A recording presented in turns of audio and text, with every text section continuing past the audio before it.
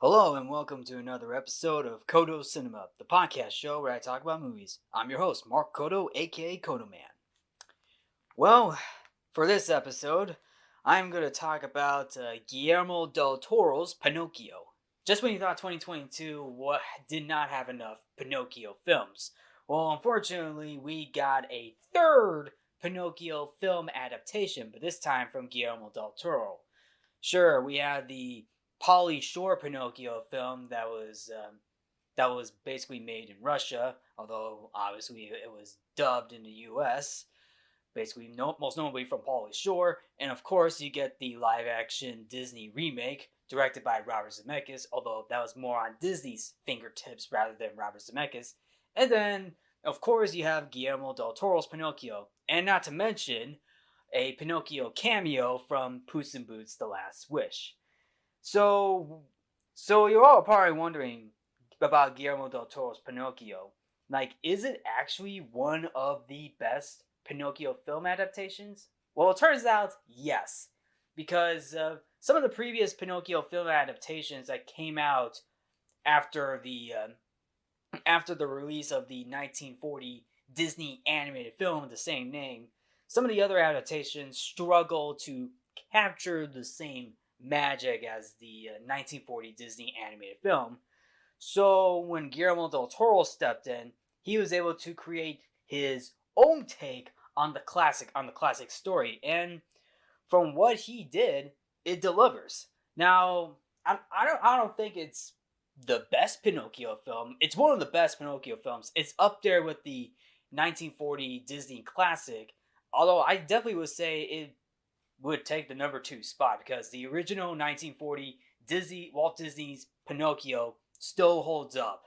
It really does. And to tell you the truth, the Pinocchio book is dark, and so is the 1940 Disney classic.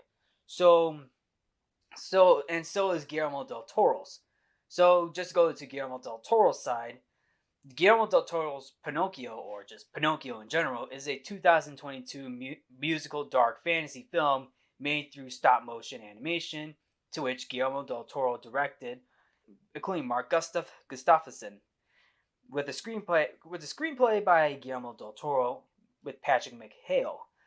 So anyway, the film is based on the original book, the 1883 Italian novel by Carlo Collodi, and was strongly influenced by Chris Grimsley's illustrations for a 2002 edition of the book.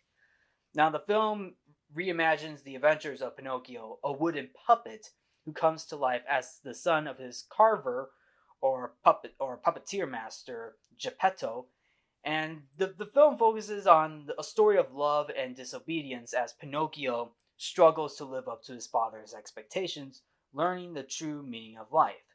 Now, I think that's a pretty good story idea. That's a pretty good idea. Having Pinocchio learning about what the meaning of life, I should say. I mean, almost sounds like something out of Monty Python, the meaning of life, but when it comes to Pinocchio, because Pinocchio is a wooden puppet, it sounds like, Pinocchio is a puppet trying to learn what life is. And this film really, really shows. And the film I'm talking about, Pinocchio, the Pinocchio film that Guillermo del Toro did, that's basically what's going on. Now, this film takes place in fascist Italy during the interwar period in World War II. So yes, this film, Guillermo del Toro's Pinocchio, takes place during World War II, set in fascist Italy, when when Mussolini was basically the dictator at the time. Now, the film has an all-star cast, which includes David Bradley, Ron Perlman, Ewan McGregor, John Turturro, Finn Wolfhard, Kate Blanchett, Tim Blake Nelson, Christoph Waltz, and Tilda Swinton, including Bern Gorman and Gregory Mann. Gregory Mann plays Pinocchio. Now, since the film is stop-motion animation, it is definitely a long time coming for stop-motion animation because I mean, there's been a ton of animated films, most notably like 2D animation and 3D animation, hand drawn, but not as much, but not too many stop motion animated films. Now, granted, I mean I know that's been more on the TV side of things, most notably like with Wallace and Gromit, and of course Robot Chicken. But for films, not as much. Sure, you have Tim Burton's Nightmare Before Christmas, Corpse Bride, even even Coraline, Fantastic Mr. Fox, and of course Wallace and Gromit: The Curse of the Red Rabbit. So so yeah, so yeah.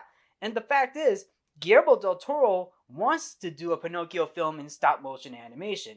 Although that was almost thrown out of the window because the studio execs were close to have Guillermo del Toro do traditional animation, which I probably wouldn't mind. I mean, I wouldn't mind a hand drawn or traditional animated Pinocchio film, but a stop motion animated Pinocchio film, that's not a bad idea.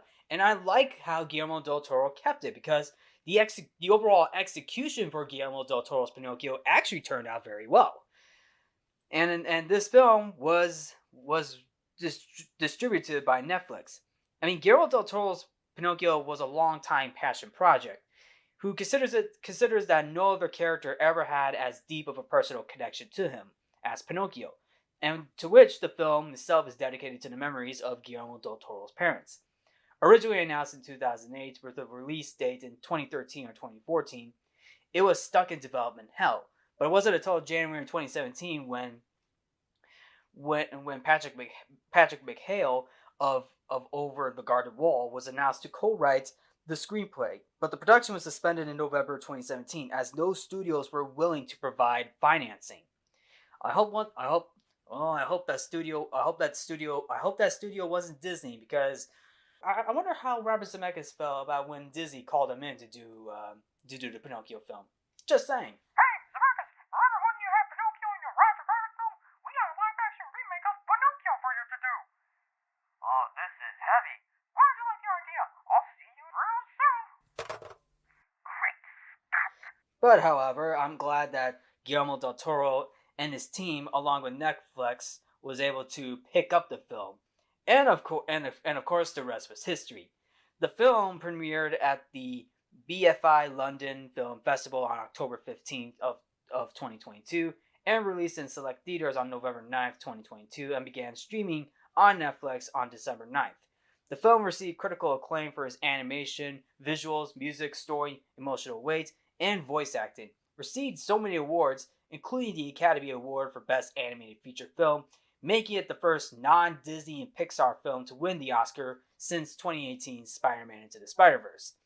And of course, the second overall stop-motion animated film after Wallace and Gromit: The Curse of the Rare Rabbit.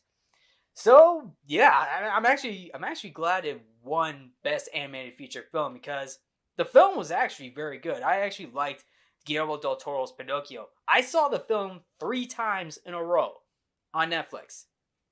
Yeah, that's how good that film is.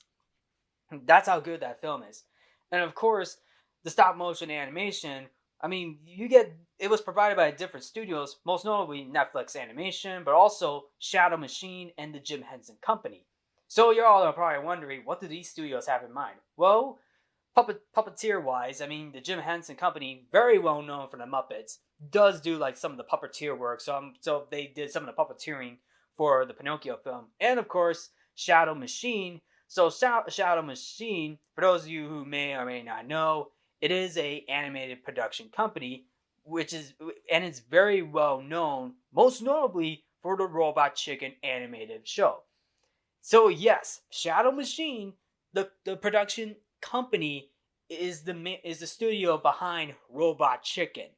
So for those of you who have seen the film, you probably might have gotten a little bit of Robot Chicken vibes because of the stop motion animation that Shadow Machine provided. And of course, and of course, I mean, and of course, the itself is, I mean, it's different. It's different in terms of like the time setting, but it still tries to like tell a story from the perspective of Guillermo del Toro's. So I'm just gonna go into the plot of the film. So as I mentioned, so spoilers ahead for those of you who have not seen Guillermo del Toro's Pinocchio. Spoiler alert.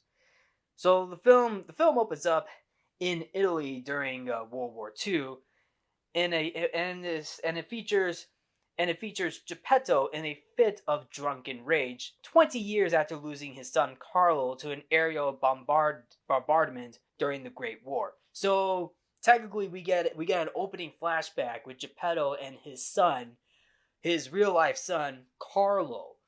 And for those of you who may or may not know, the name Carlo is taken from the author's name, Carlo Carlo Collodi, who is the author of the original Pinocchio book. And for that opening, I actually like how they took Carlo's name, made him a character, like as of Geppetto's son. So I actually kind of like that.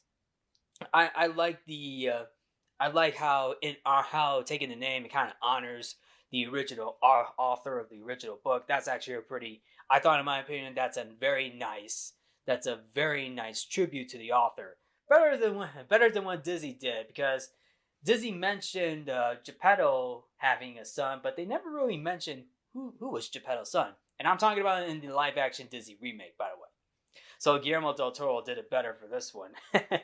So basically, we get a couple of scenes of Geppetto and his son Carlo having a great time being a father and son, and of course, this did go into the whole Great War where Geppetto's son Carlo was killed by an aerial bombardment during the Great War. The so then, in a drunken rage, the woodcarver cuts down the pine tree planted in Carlo's memory and uses it to create a wooden boy. Now, Geppetto creates a wooden boy originally, which I'm pretty sure is originally supposed to be Carlo, like like recreating Carlo, but as a wooden puppet. And of course, from the tree, inside that tree, we get we get a cricket. Yes, Jiminy Cricket, or should I say Sebastian J. Cricket? Yes, his name is Sebastian J. Cricket in the film. It's not Jiminy Cricket, although there is a J initial in his middle name. So I see what you did there, Guillermo. I see what you did there. Giving Sebastian J. Cricket. I'm pretty sure Sebastian J is Sebastian Jiminy Cricket. And of course, Ewan McGregor voices Jiminy Cricket, or should I say Sebastian J. Cricket. And of course, Sebastian is a writer, but knowing later on he takes on the responsibility of Pinocchio's conscience. He lived up in that tree for a short time until it gets chopped down by Geppetto. And by the way, Jiminy Cricket had the high ground for a while. Jiminy Cricket had the high ground for a while until Geppetto cut down his tree to make a wooden boy. So so then so then we get to see a wood sprite, or the blue fairy. The wood sprite's being voiced by Tilda Swinton, who brings the puppet to life, christening him, basically basically bringing Pinocchio to life. And of course, she names the wooden boy Pinocchio, and she assigns Sebastian J. Cricket to guide him morally, promising Sebastian a wish in exchange. So, and I don't really remember what the wish was in this exchange. I believe it was more of fame and fortune, because Jiminy Cricket wants to be an author. He wants to be an author in exchange, a famous author. So then Geppetto wakes up to a living wooden boy come to life, which is basically Pinocchio. Now, of course, when I saw the film first time around, the voice for Pinocchio, I will say this, it kind of got it got pretty annoying at the start, but for a while going into the film, it grew on me because the thing is, Pinocchio as a little boy, little wooden puppet, doesn't know much about Geppetto's home, and of course it goes into a musical number of like Pinocchio singing "Everything's New to Me." Now, which to be fair, that's actually pretty common because sometimes people seeing new things, it looks pretty new to me. And of course, and of course, I can definitely understand that. I will say this though: the musical number for what Pinocchio is singing right now, "Everything Is New to Me," which is the title of the song, it's actually pretty. It's pretty nice.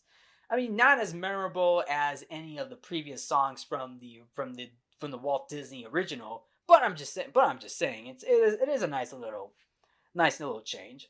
So then Geppetto leaves Pinocchio inside what looks to be a small cupboard like closet because he is terrified and fed up with Pinocchio's antics.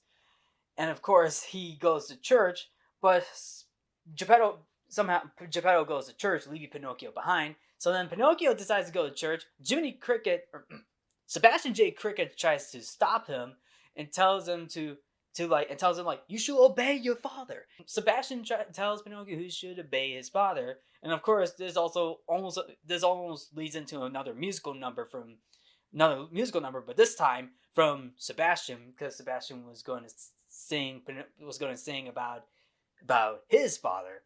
Unfortunately, Pinocchio slams the door on Sebastian into a wall. And by the way, Jiminy Cricket gets crushed multiple times in this film. He's completely useless in this film. Now, Sebastian J. Cricket being useless in this film was handled a lot better than the live action Disney remake, because in the live action Disney remake, Jiminy Cricket was useless. Was useless for no reason. Like, he got stuck in a jar. He tried to help Pinocchio, but no, they made Jiminy Cricket useless in that film by being stuck in a jar. And the writing for him was awful. It was awful. Like, Jiminy Crickets, that writing for in the live action Disney remake was awful. Even the writing in Guillermo del Toro was a lot better. And they made Sebastian useless for a reason. And also to bring and also so yeah, they made him useless in that film. So moving forward, Pinocchio ends up going to the church that Geppetto goes into, and of course the entire altar was shocked by Pinocchio because they all think Pinocchio is a demon from hell, which is not true because the wood sprite or the blue fairy brought the puppet to life. So then it turns out the priest kicks kicks out both kicks out both Pinocchio and Geppetto.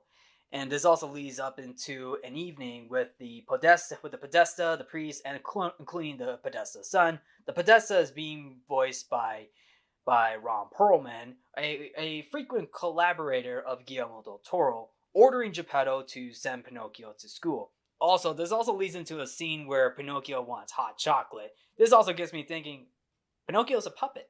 How is Pinocchio supposed to eat or drink? But Pinocchio, being a wooden brat himself, just just begs his father for hot chocolate, and he gets the hot chocolate. Sits with the Podesta's son, Candlewick, being voiced by Finn Wolfhard. Although not to mention in the original 1940 film, Candlewick was basically the name for Candlewick is Lampwick, but in the book, his name is Candlewick. So yeah, I could definitely see where it's coming from with that. And of course, Candlewick forces makes Pinocchio put his feet by a fire. His feet gets burned up, and of course, his feet gets cooled off by the water. Geppetto makes new legs for Pinocchio before he sends him off to school the next day. While on his way now, on Pinocchio the next day on his way to school, he is intercepted by a showman Count Volpe and his monkey Spazzatoro. Wait a minute. Well. Count Volpe! So that inglorious bastard is the new Stromboli and Honest John for Guillermo del Toro's Pinocchio. Okay, so obviously enough, Count Volpe is a combination of Stromboli and Honest John. And you can definitely tell. I mean, Count Volpe does look a lot like Honest John, particularly from the hair, the beard, the coat, and of course the staff that he has, and the fact and the Stromboli comes in basically because Count Volpe owns what looks to be a circus, and of course Spazzatoro is the monkey sidekick to Count Volpe. Spazzatoro fills in for the cat Gideon. So and a little nice little hint of detail. Volpe means fox in Italian, and Spazzatura means trash or garbage in Italian for Spazzatura. And also, fun fact, Spazzatura is voiced by none other than Cate Blanchett.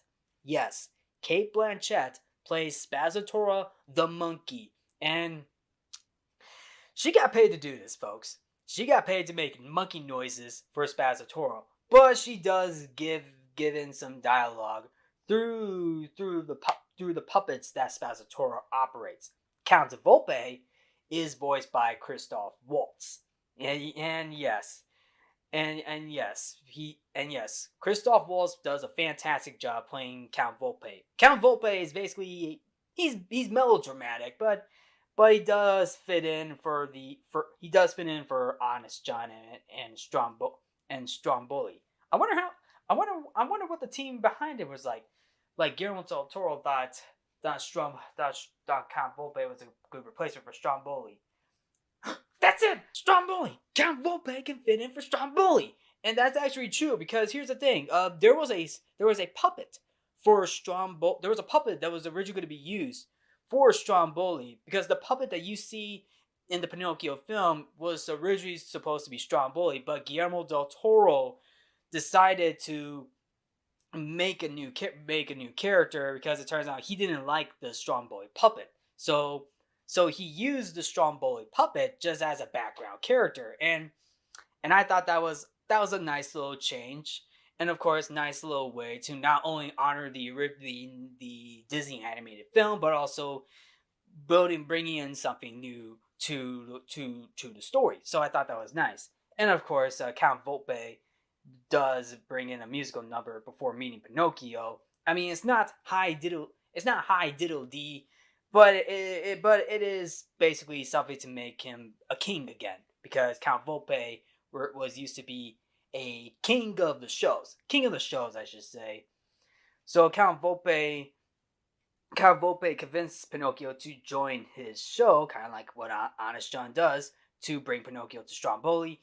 Brings Pinocchio to the basically bringing Pinocchio to the circus. Sebastian tries to stop Pinocchio, but he gets squashed by Spazzatura with Carlo's book, and of course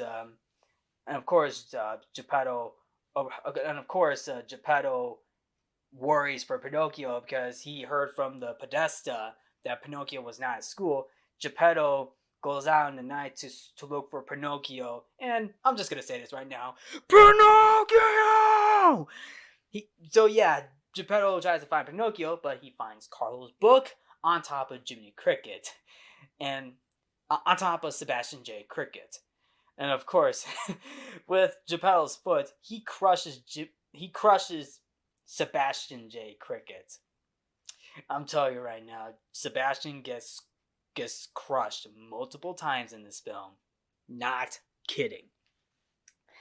So then Geppetto sees Pinocchio perform for the first time. He arrives to take Pinocchio back, resulting in a confrontation between him and Count Volpe that ends with Pinocchio being hit by the Podesta's truck. Even the Podesta himself didn't see it coming, And then he tells Geppetto, "That's what happens when you leave your children wandering on the streets alone." And then, of course, we get a narration from Sebastian that Pinocchio dies. But it turns out death was not the end, according to Sebastian. So in the afterlife, we see four bunnies carrying Pinocchio's coffin through what looks to be the afterlife of hell or something. I mean, I don't really know. I know it's an afterlife, but it looks pretty hellish. And of course, the bunnies are singing a lamented song. And all four bunnies, by the way, all four bunnies are being voiced by Tim Blake Nelson. And I will say this: Tim Blake Nelson puts up a good singing voice for the bunnies. So then, Pinocchio meets the wood sprite's sister, Death, also voiced by Tilda Swinton, and I like their designs, by the way. I like their designs, by the way. It looks more animalistic, devilish, animalistic, like Death, a devilish, animalistic like design for Death, and of course she has it appears to be snakes for tails, I believe, and of course the hands of a lion or something. Who and Death explains to Pinocchio that he is immortal and revives him with an hourglass, and that can only happen when the hourglass is empty. So technically, Pinocchio comes back to life whenever the hourglass is empty. And by the way, the bunnies do appear in the original book, so I like how Guillermo del Toro incorporates elements from the book to the film. Death cautions Pinocchio that the more he dies, the more time he will spend in the afterlife. So going back into the mortal realm, Pinocchio comes back to life, and of course John Turturro is the doctor. He's in this film for a short time because John Turturro checks to make sure Pinocchio was alive. Unfortunately, at the time, not really, but when he came back to life, yes, he's alive. Count Volpe wants Pinocchio to continue with the show, but unfortunately, the Podesta wants Pinocchio to join the army because it's World War II, and at the time, they want the young boys to come join the army, but Geppetto refuses. So Geppetto takes Pinocchio home. Count Volpe threatens Geppetto by saying that Geppetto needs to pay Count Volpe a lot of money. Yeah, because Pinocchio signed a contract, which is basically a happy sunshine on the contract from Count Volpe. And we actually do get an interesting conversation between Geppetto and Pinocchio while walking home, because Geppetto is fed up with Pinocchio's antics, and between the two of them, they both argue mostly a lot in this film because, like I said, Pinocchio is a curious wooden boy who doesn't know what life is, because Geppetto tells Pinocchio Geppetto calls Pinocchio a burden. And the reason why? Well, because one, Pinocchio didn't go to school. Pinocchio didn't go to school. He went to a show, and now since he's out of the show, he has to pay Count Volpe a lot of money. And of course, now he has to join the army because it's the law, which puts a lot of pressure on Geppetto because war took Geppetto's son Carlo away. Even Pinocchio himself was going to say that because Carlo died in the war, because one, Pinocchio is not Carlo. Pinocchio is Pinocchio. But the fact is, Geppetto is so focused. He couldn't let go of Carlo. He can't move on from Carlo because he doesn't want to lose Pinocchio. Geppetto doesn't want to lose Pinocchio like what he did with Carlo. That's why he didn't let go of Carlo. And Geppetto calling Pinocchio a burden, that really hits home, because a burden really basically means difficult. Basically, Pinocchio is a difficult child. And that really, really hits home for not only Geppetto, but also Pinocchio, because Pinocchio doesn't understand. He doesn't understand what the world is. And of course, during nighttime when Pinocchio and Geppetto are sleeping, Sebastian has a nice conversation with Pinocchio, which gives Pinocchio an idea to go see Count Volpe to be a part of his show, and of course not have Geppetto pay a boatload of money to Count Volpe. So Pinocchio leaves a note for his father Geppetto, although it's a happy sunshine, and then Pinocchio traps Sebastian in a glass cup. Okay, nice little call. Okay, I will say this nice little in joke from the live action Disney remake. He puts a mallet on the glass cup. Pinocchio leaves. Jiminy Cricket just stands in there and screams, "No!" So anyway, Sebastian escapes the cup, or the glass, I should say. And of course, as he's trying to walk out the door, he gets smashed by the wooden part of the mallet. And oh my goodness, I feel bad for Sebastian. And it was so fun. It's so funny because Sebastian gets crushed, but they're playing this for humor. Also, as a nice little in joke, Jiminy Cricket gets killed by a mallet. He gets killed by a mallet in the book from Pinocchio. Now he doesn't die in the film. Well, of course. Actually, not until the spoiler alert, not until the very end. But the top of the mallet, the wooden part, crushes Sebastian J. Cricket, and it's like, oh, the pain, the pain. So then Pinocchio meets up with Count Volpe. They go on to different locations in Italy to perform the show, and Geppetto sees Jiminy Cricket. Geppetto sees Sebastian J. Cricket on the ground, helplessly. So Geppetto and Sebastian go out during the day to find Pinocchio, and they both find the location where Count Volpe used to be, but the location is no more. So Geppetto sits down, and now he wants to find Pinocchio. But I do like the conversation that Sebastian gives him. Like, Sebastian's like, so now you want to find Pinocchio. First of all, you were like, me. I lost myself. Oh, I lost this, I lost that. I mean, yeah. Now Sebastian's like, oh, now you want to do it. I kind of like that. Actually, it's kind of motivational at times, but you kind of get the point. So we get different scenes of Pinocchio performing, and of course Geppetto and Sebastian going from going from place to place where Count Volpe and Pinocchio were performing their shows.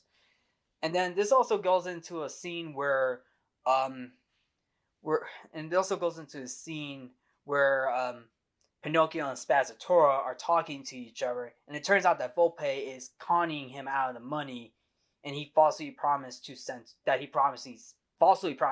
his father. Hearing this, Volpe beats up Spazzatura, upsetting Pinocchio. So, so in order for Pinocchio to, to sabotage Volpe, Pinocchio and Spazzatura come up with a plan to, make a crazy show to ridicule the Italian dictator Benito Mussolini, the fascist dictator, while in attendance for a final performance. And of course, this is basically a song for, this is a song for this is like a Pinocchio song for fascist Italy for the film. And also, we do get a nice little song from Pinocchio saying "Ciao Papa," which was nominated for a Golden Globe for best original song. Surprisingly, he's not nominated for best original song for the Oscars, and that was before the whole Benito Mussolini song for the film. So Mussolini was in attendance, including the Podesta himself and his son. They heard Pinocchio sabotage the song, basically ending up with Mussolini executing Pinocchio and the circus being burnt destroying Volpe's career. Pinocchio is revived again, but this time being taken by the Podesta to a boot camp where other boys are trained to fight in the war. So the Podesta, for those of you who probably may already find out, that the Podesta is filling in for the coachman, for which is basically the coachman taking like the little boys to Pleasure Island, but this time Pleasure Island is a boot camp.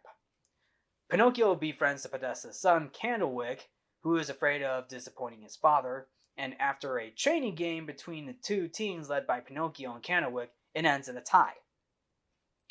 And the Podesta orders Candlewick to shoot Pinocchio.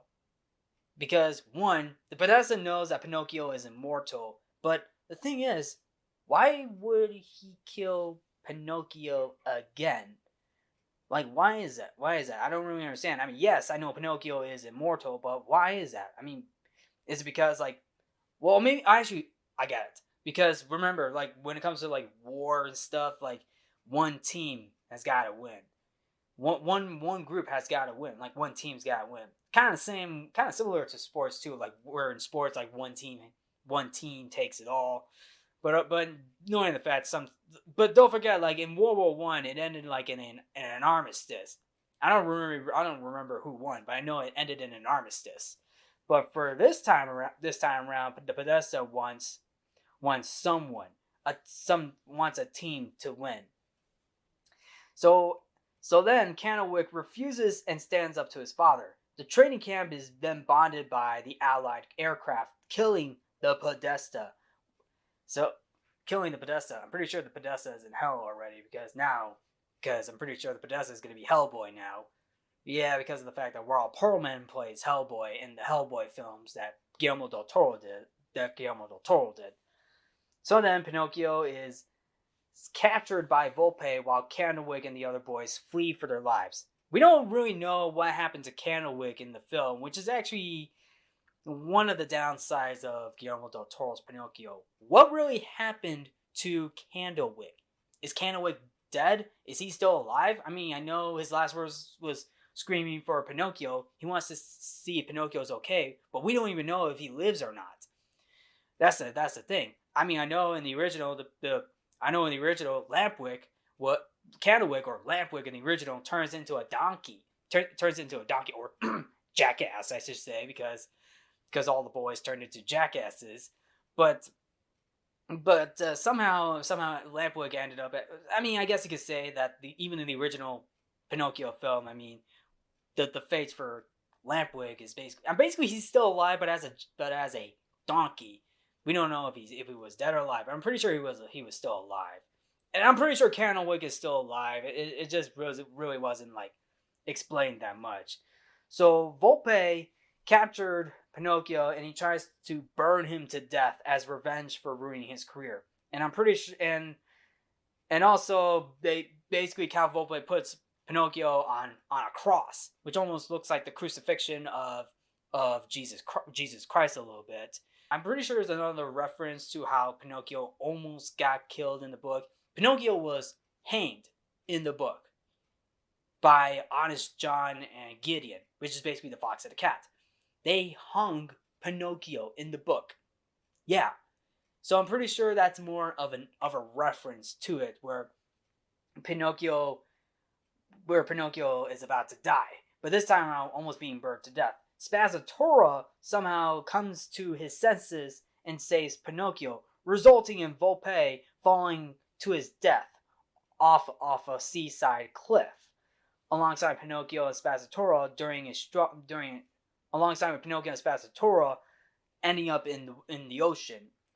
So later on, Geppetto and Sebastian J. Cricket are still finding Pinocchio, but they both ended up in, you guessed it, a giant whale or sea dog, or a giant dogfish. Yes, we get to see the dogfish. We finally get to see a dogfish in the Pinocchio film. I'm pretty sure the dogfish appeared in other Pinocchio adaptations, but this time around, yes, we get a dogfish. Inside the belly of the dogfish, Pinocchio and Spazzatura were also captured too. They find Geppetto and Sebastian, who were swallowed during the search for Pinocchio. And of course, there was an idea that Sebastian J. Cricket had. Basically, Pinocchio lies to make his nose grow into a large branch. And of course, this wasn't the first time Pinocchio lied. He lied in the church scene too, and of course, during the argument that he has with Geppetto after his first show with Count Volpe. So, yes, that was the third time we get to hear. That was the third scene we get to hear Pinocchio lie. So Pinocchio lies to make his nose grow into a large branch, thus forming a bridge leading out of the monster's blowhole, making their escape as the monster attempts to eat them again. Pinocchio sacrifices himself by detonating a naval mine inside the monster, killing them both.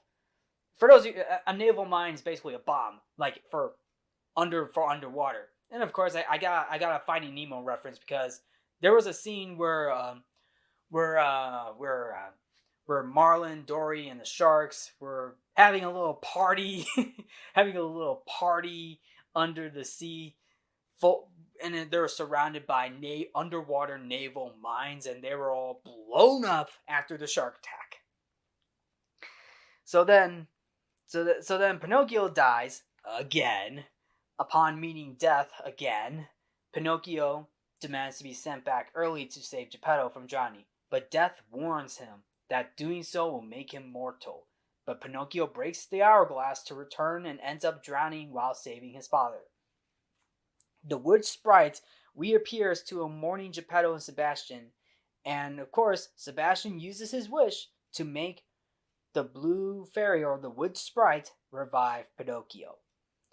So then, Pinocchio comes back to life, and Pinocchio returns home with his father, Sebastian and Spazzatura, to live together as a family. Outliving all his loved ones, Pinocchio decides to travel the world. So technically, Pinocchio travels the world at the end of this film. Now, he doesn't turn into a real boy. He still remains a wooden puppet, and this is one of those times where it works. It works that Pinocchio doesn't turn into a real boy.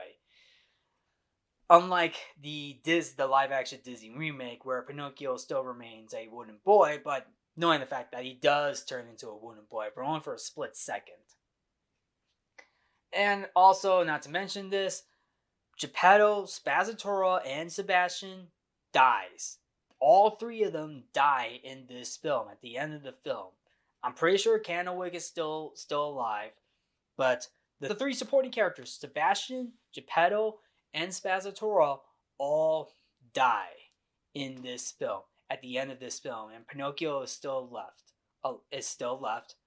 alive and well, to go on an adventure.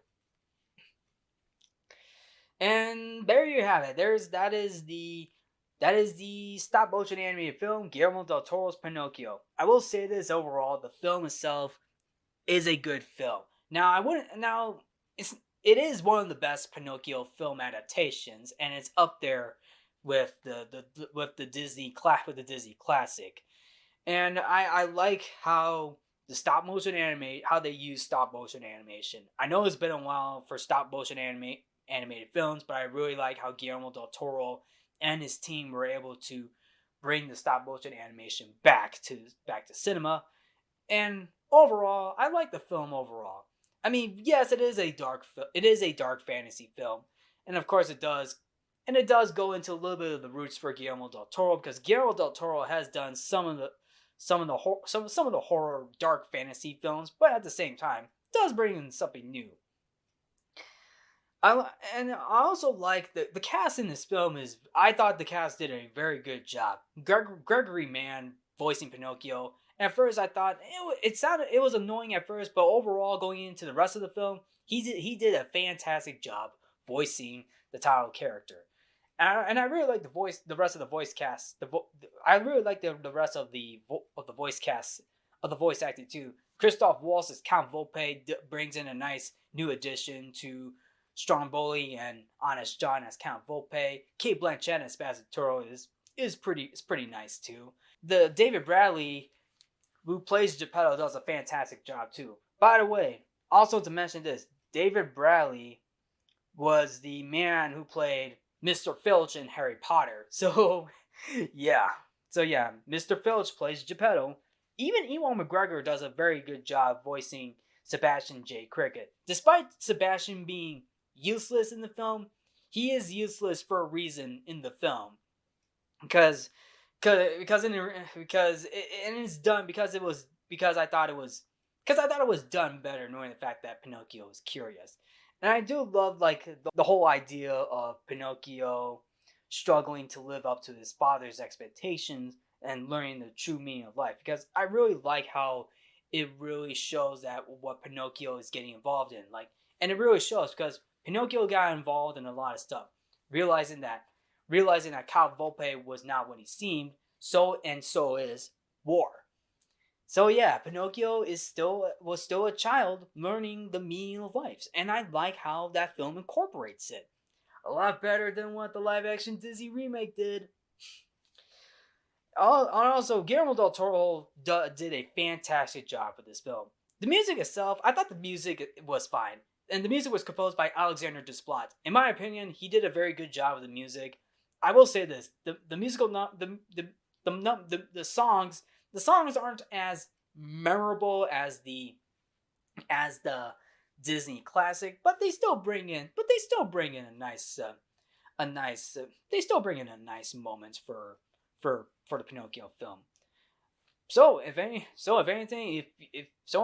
you want to look into Guillermo del Toro's Pinocchio, it is on Netflix. So I suggest you go check it out. It is definitely a good film to watch.